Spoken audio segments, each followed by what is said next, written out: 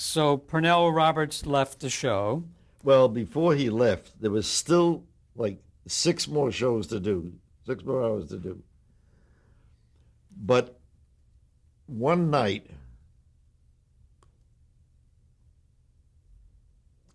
we're still at Paramount before I moved to Warner Bros. Uh, we're shooting night for night on the street. So it has to be dark, And it was late. And Rose had called and said, when will I be home? I said, well, I'll probably be home on 8 o'clock. She said, well, dinner's waiting. I said, I know, dear, I know. I'll try my best. So just before 8 o'clock, I get a call from the set. They're starting to shoot, and they're having problems. With Pernell. Well, not just with Pernell. They're having, sometimes Michael would kind of see, he had a wonderful relationship with Lorne Green, which I spoke about. But sometimes he would tease Lorne. He said, you shouldn't be reading that line. That line isn't good enough for you, So I'd have to come down to the set. Oh, you don't like this line? And I say, Michael, will you stop doing it? Why are you blaming me? I said, because you're the one who's putting him up to this. So I wanted to show I was aware of it. So I would change it, right there. Oh, this is better? Or, no, you don't like it? Okay, change it again, Okay, that'll do. Sometimes we're like almost back to the original line. But, so there was trouble on the set. So I didn't, I had to go down there to take care of it. So we shoot till about midnight. I know I'm going to have a situation when I get home with my wife. I'm hungry. It was cold. It got very cold at night out on the street. And I'm not dressed for it. I'm tired out. I'm worn out. I'm exhausted. And you were in and overtime. Fidel comes to me as well. He said, oh, that was something about I don't appreciate him. I don't know what brought it on. I said, Pernell, if anyone in the world appreciates you, even to writing that survival thing, and putting up with you all the time, it's myself. So what do you really want? He said, I want off the show. I said, you really want off the show? Yes, but you'll never allow me off the show. I said, this minute you're off the show. So he said, what? As of this minute, don't even bother to come back. Just turn in your wardrobe and you're off the show. I'm not taking advantage of you. I'm interfering with his having a career as the most successful star in feature films. I said, really? I said, what about Marlon Brando? And Paul Newman was, people like Paul Newman. I mentioned a half a dozen people. See, if you think those people are better than I am, then you really don't appreciate me. What are you going to do? Even though I have enormous respect for him as an actor, but he has this problem. He can't be part of it. He wants to be the star. And in many ways, he should be the star, but I can't stand a family. And the number one show in the world, that was not enough. So next morning, he had called his agent when he got home that night. William Morris calls. I forget the guy's name. I just knew it. Well, whatever. Norman Brokaw. I said, what's this thing about you telling Pinellas off the show? I said, well, I'm not going to stand in the way of the greatest star the motion pictures ever knew. He wants off the show. Oh, come on. He's an actor. I said, wait a minute. He wants off the show. He's driven me insane, Oh, and I think I really don't want to interfere with his great, great future career. So he said, well, at least let him finish the next 6 shows. Finish the season.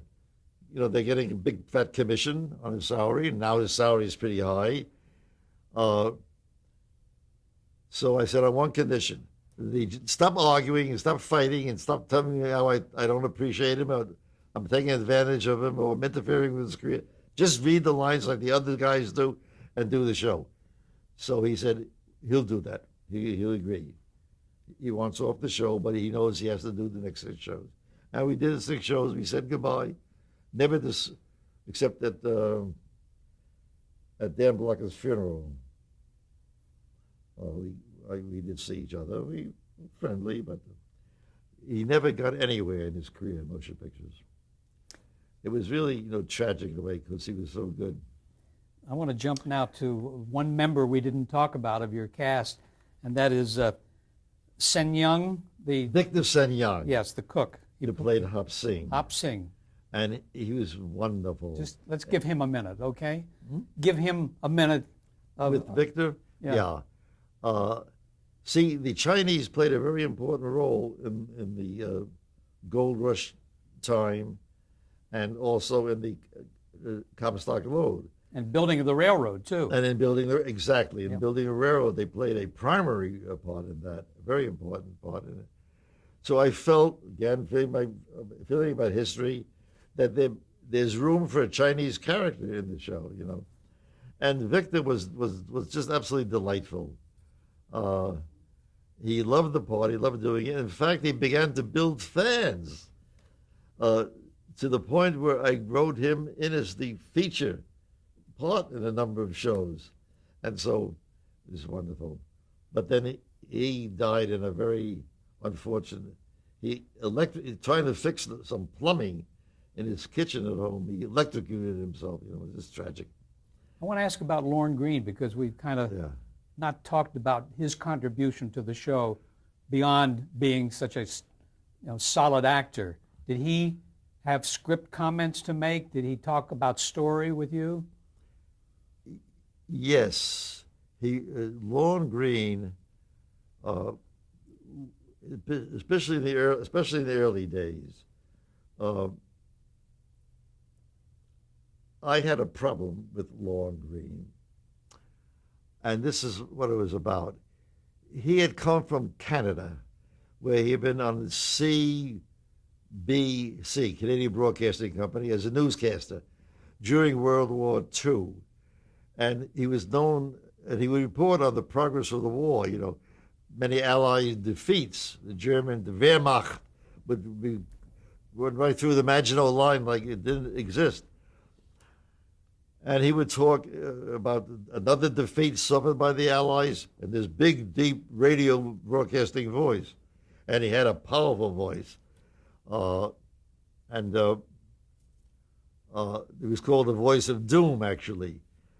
Then when the war was over, he came to New York and Broadway. He did a few shows, and then he decided to come to Hollywood. And as I mentioned earlier, I caught him in a wagon train where he stood toe-to-toe with Warren Bond and didn't give an inch. So I felt this guy had the quality. And then later that same evening at a party, he came in as a guest.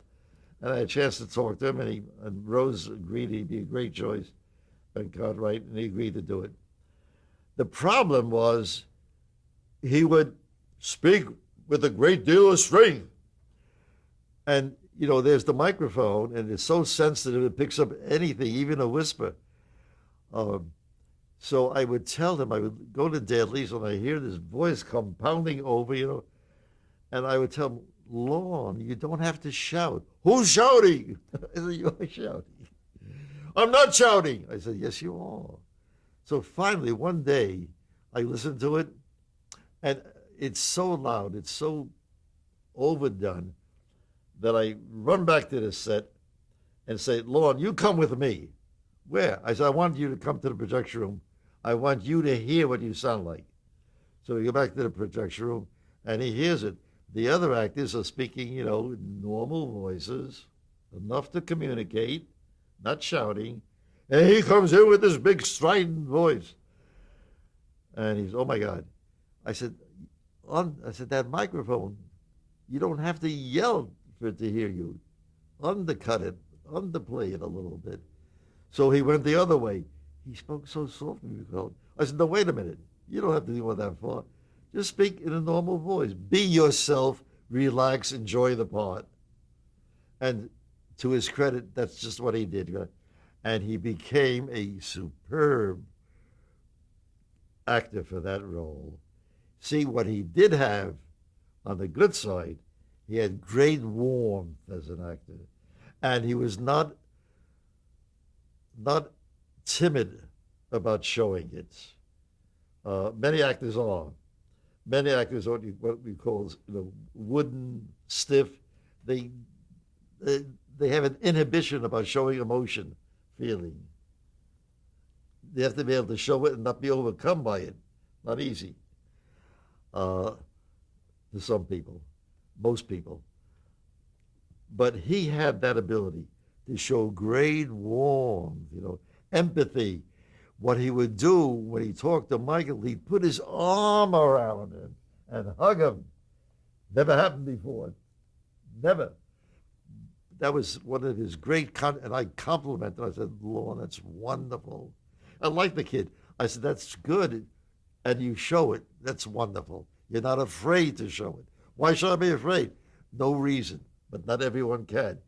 You can. It's wonderful when you do.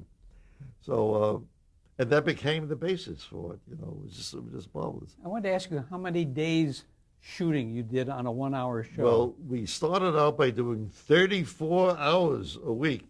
Now it's 22 is the maximum. A year, a season. A season. Yeah. Each year, 34. That almost fills a full year because I worked out a 6-day schedule. 6 days. How many days in the studio and how many on location? Well, depending. Sometimes all locations, sometimes all studio, or sometimes, half and half. Or partially, 2 days studio, 4 days location, or the other way around. But mathematically, there are only so many days in the year, and there are legal holidays where you can't work, and you can't work weekends. So doing 34 hours, I had to be limited to a maximum of 6 hours a show. 6 days a show, rather. 6 days a show. And my direction to my directors was, you must finish in 6 days. You can't take after take after take, as some directors do. We don't have then they pick the best, for editing. You have to be on your toes and alert and get the maximum and even the first few takes, because you must finish in 6 days. If you don't finish in 6 days, don't come back. I had to be pretty rough, pretty tough, because there are only so many days in the year. Then little by little, we would cut down from 34. See, we were an in-house show. We were NBC's entrance into primetime television. So they wanted a maximum amount of shows. We were selling color television sets. So RCA wanted that too. So little by little, but it was such a strain. It was killing everybody. So they knocked down to 32 hours, then to 30 hours. And I think almost to the end of the 14 years, we were doing like 30 hours. Still a great many shows. At the end of near the end of the 7th year, just want to mention this briefly, they asked me to do another show, and I wrote the script, the pilot, for a show called The High Chaparral. And the reason behind that was this. In Bonanza, we had the ideal family, almost the perfect family, the functional family. Everyone love, respect were the code words.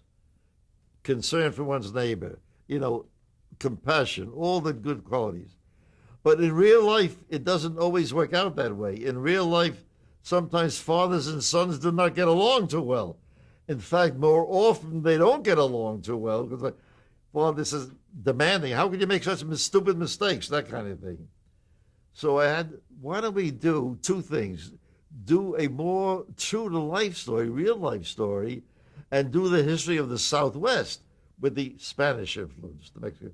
This was a time when there was no Spanish influence, no Latino actors except one or two like Dolores Del Rio, but not in television, except as banditos, which they were really basically, even in feature Treasure Sierra Madre, they would stab me in the back, or they would say, "Sí, sí, senor," like Gonzalez. Can we hold that thought for a moment? Because I don't want to go past the marvelous guest stars that you had on Bonanza. Yeah. I saw a couple of episodes before we started this interview. You had Everett Sloan, Everett Sloan. who was incredible, and you had Henry Hall, but name some of the other people that come to mind.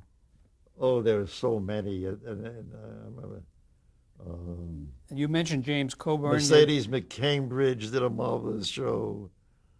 Alan Hale. Kim Darby did a marvelous show. That was the first part. Felicia Ford. Jack Lord.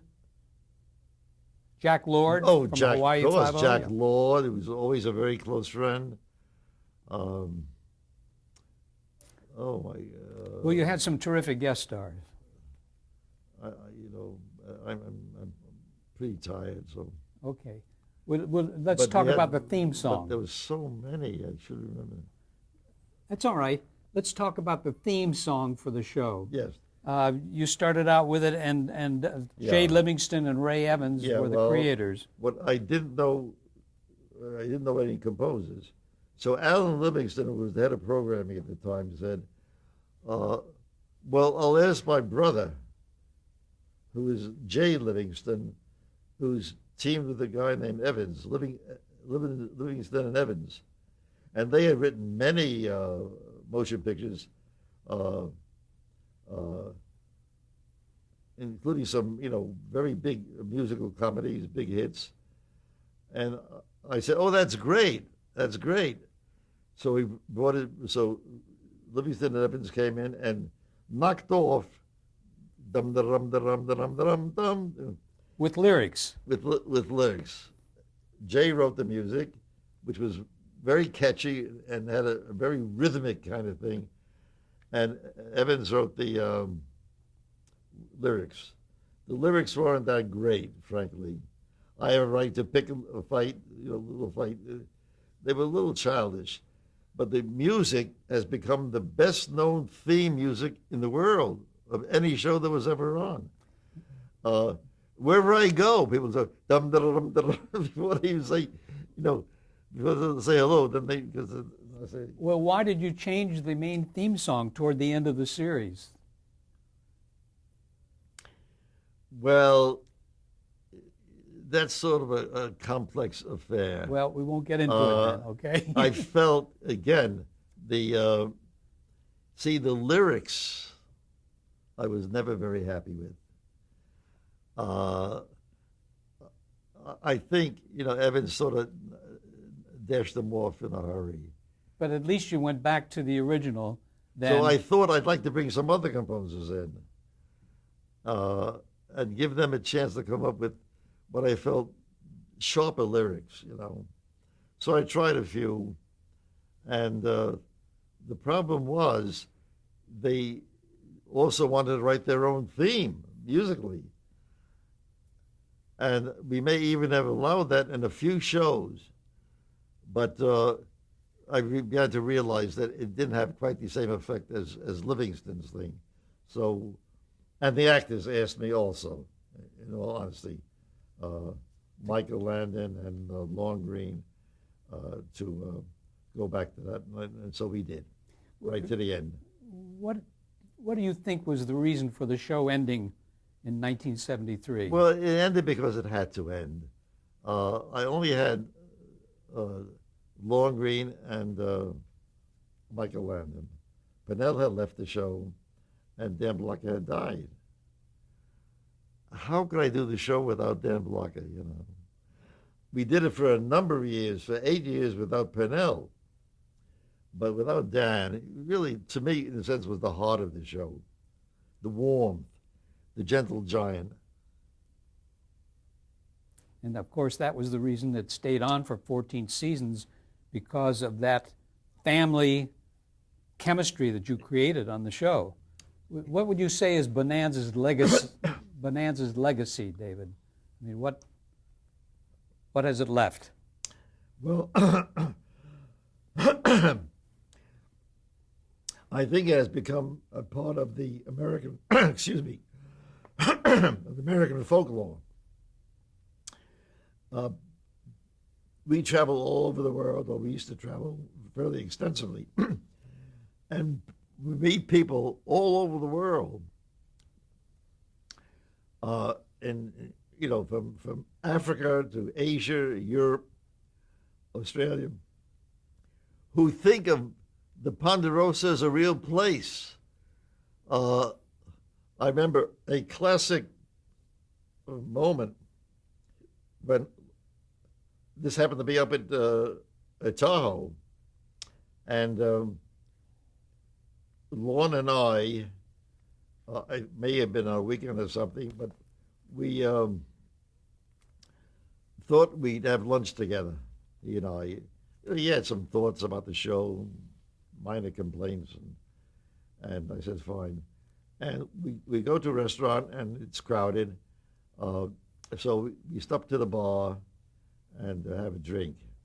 And some old codgers down the bar, and he hears us talking about Bonanza, about the Ponderosa. So he sidles over to where we're sitting, sits next to Lon, and he said, "You talking about the Ponderosa?" And Lon says, "Yes, I'm talking about the Ponderosa." At the show I am. Well, my pappy worked on the Ponderosa. And Lon listened to this. And he said, "Well, no. There never was a Ponderosa. The gentleman sitting next to me, Mr. Dortort, he created that. But there never was a Ponderosa." And so the guy said, "Are you calling me and my pappy liars?" So I said, "Lon, cut it." Our table was ready, but there was an evidence. Then once again, his mother had remarried, and they were living in Florida, West Palm Beach, Florida, and Lon wanted to visit her, and so we thought we'd go along. This was during the Production? hiatus, and maybe we'd never been to Florida for any extensive time, and not interfere with him, but we'd explore the state. And before there was a studio there, and one of the things I went up to Orlando and said, "You want to build a studio here?" "Oh no, studios no." But then Universal came and Disney came, but we're at a restaurant having dinner, Lon and his wife and myself and Rose. And while we're eating dinner, and I think he ordered a steak or something, and he's cutting the steak, a woman comes up and grabs his arm. And he looks up at her, and she shoves an autograph book in front of him and says, "Please sign your autograph for me." And he says, "Lady, I'm having dinner. Don't I have a right to have dinner?" She says, "First sign the autograph book." So, That's what happens when you become a celebrity. Let's Yes. move on to High Chaparral, which you Yes. started on before. How did that come about? Well, I wanted to do the other side of the coin, Okay. where the father and son did not get along. And I wanted to also show the Latino heritage in American history. There were no Latino characters other than banditos, basically. And as far as Spanish-speaking women, or Latinas, are concerned, they were always depicted as putas, prostitutes, with their blouses cut down to their navel, and in some fly-specked saloon, and always taking a guy upstairs, An insult, a terrible insult to every Latina, who for the most part are very wonderful wives, wonderful mothers, faithful, pious people, religious people. How could you call them that? So I wanted to go against the grain and show how two families become friends on either side of the border, how different people can exist together in peace and harmony. They don't have to be at each other's throats. They don't have to kill each other. They can live together. And I have the Spanish-speaking woman marrying John Cannon, a widower, but the head of the High Chaparral Ranch. Played by The owner of the High Chaparral Ranch. Played by Leif Erikson. And they get married.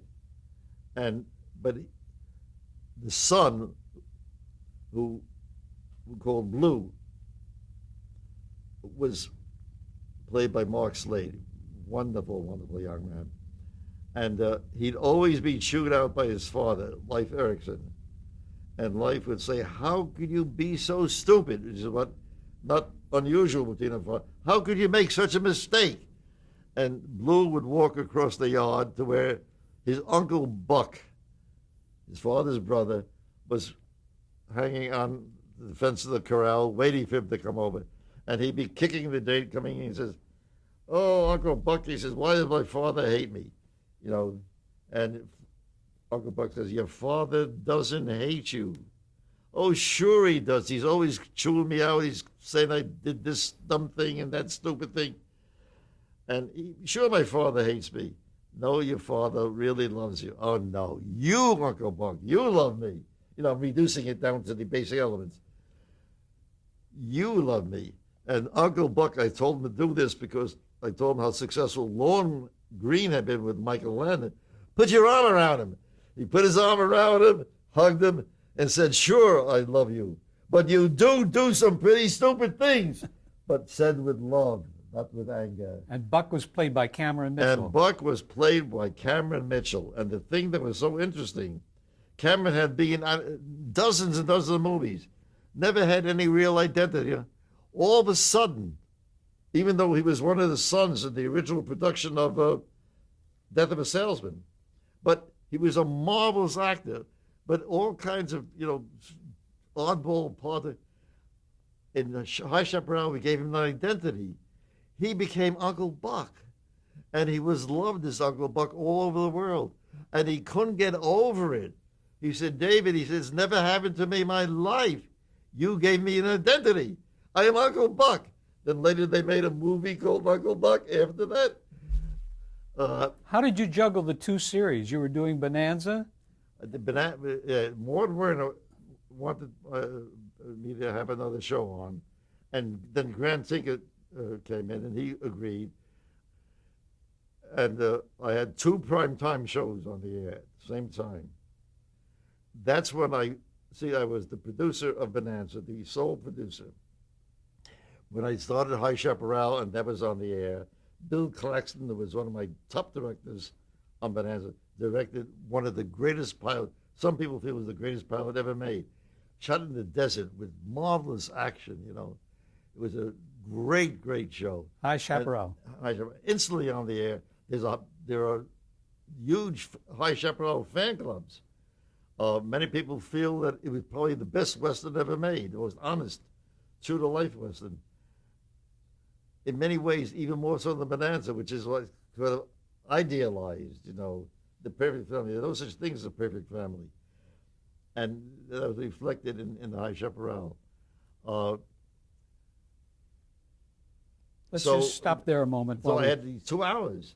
Then that's when I took the title of executive producer on both titles and hired producers on each of the shows. Let's come back to that while we change tapes.